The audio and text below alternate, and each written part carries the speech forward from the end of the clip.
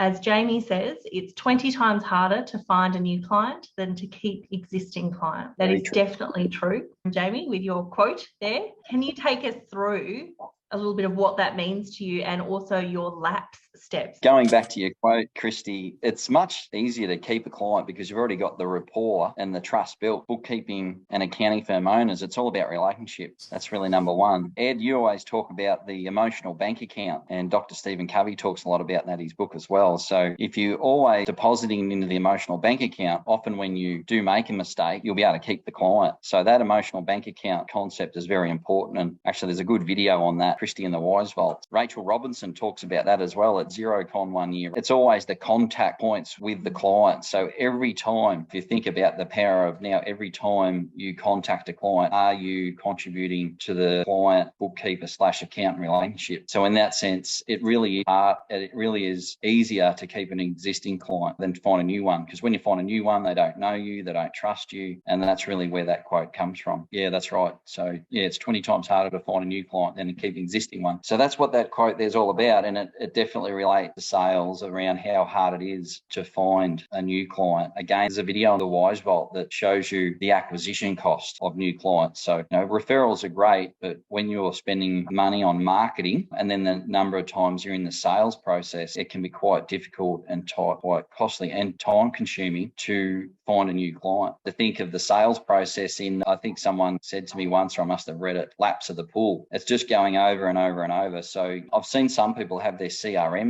set up like this. So you've got a lead, and so you go from a new lead to an appointment. So you should book an appointment with a lead. Once you've booked the appointment, you can do your presentation and around your services. And then from your presentation, you then send them a proposal. And so from the presentation, it goes to the proposal or to the sale. So that's why I like the concept of laps and doing it over and over and over. And years ago, I remember Ed saying to me, Jamie, can you document your sales process? I think I sort of tracked it for 2 or 3 years there, and I probably converted about 80% of the new leads and prospects and referrals that I got. Ed said to me, can you document, what you do from the first point of contact when you take a lead or a referral, what do you actually do? I documented all that. That's awesome. Thank you. And are there any particular points in there that stand out for you on focus or systemization?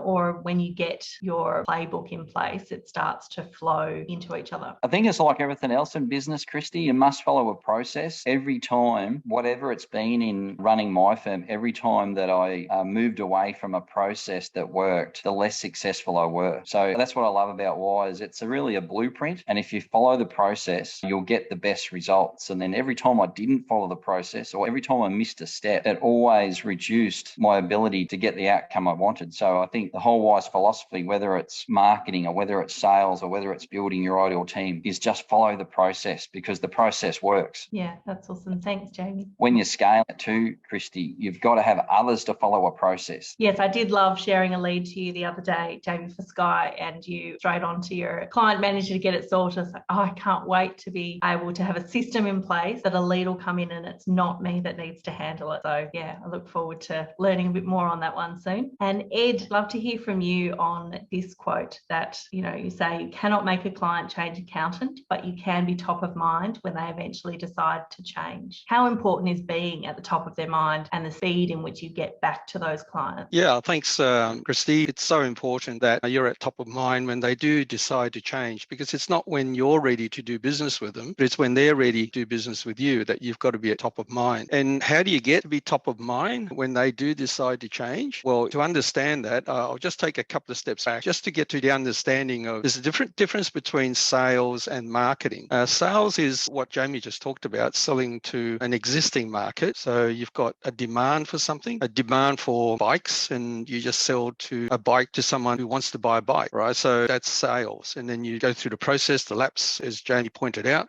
to get that person over the line. Marketing is a little bit different. Marketing is either creating a demand that's not there, or doing things that get a lead, a prospect prospect in front of you. And then you still got to convert that through a sales process, which is the lapse process. But marketing is more about getting the lead in front of you so that you can get the opportunity of converting that lead or that prospect into a client. Now, the saying is the more marketing you do, the less quality salesperson that you need. The less marketing you do, the more quality salesperson you need to get in front of the prospect to convert. If you do no marketing, then when that prospect gets in front of you, you've got to put your best salesman in front of that person because that person doesn't know anything about your firm. So you're starting from scratch. So obviously the most impressive person you can put in front of that person, the higher the chance of converting it. But if you've done enough marketing, right, so that the prospect finally comes to see you, then you don't need as high a salesperson to do the conversion. And the reason for that is because there is a process that you go through when it comes to sales and marketing. And the first thing is you've got to build familiarity. What I mean by that is that if you're looking for a telephone company, Telstra presented themselves to you. Those who are not in Australia, Telstra is another phone company that we have here who's been around a long, long time. So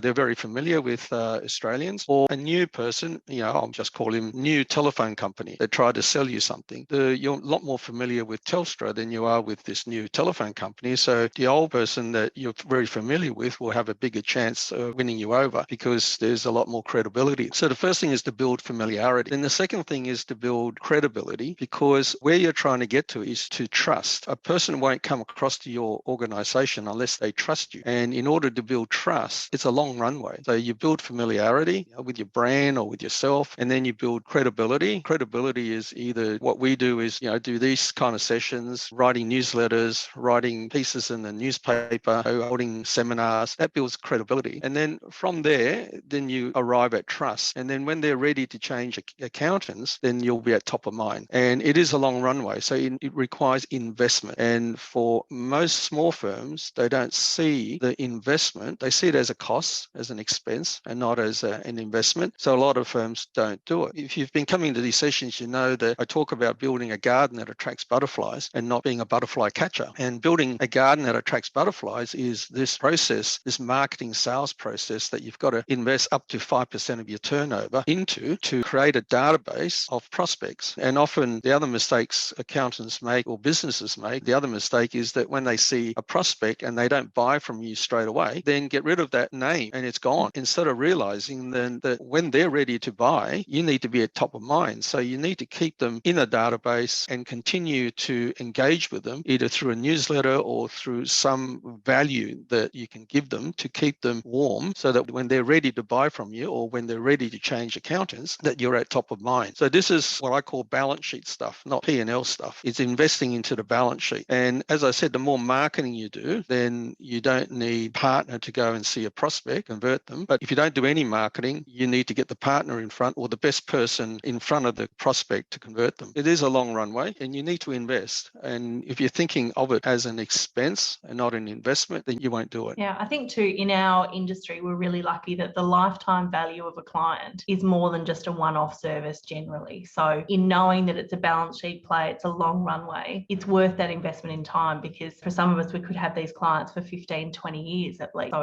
it's really worth bedding down the systems now. Yeah, so well said. And also there's a goodwill factor attached to it. So not only do you get lifetime value of that client, which is a minimum of 5 years if you look after the client. So if you add up the fee you get from that client for 5 years, gives you context to how much that client's worth. But then on top of that, there's a goodwill. And currently it's $1 per dollar of your turnover is a goodwill factor. So you've got to see your market, you've got to approach it from that perspective to help you decide whether to invest in the marketing or not. Yeah, thanks, Ed.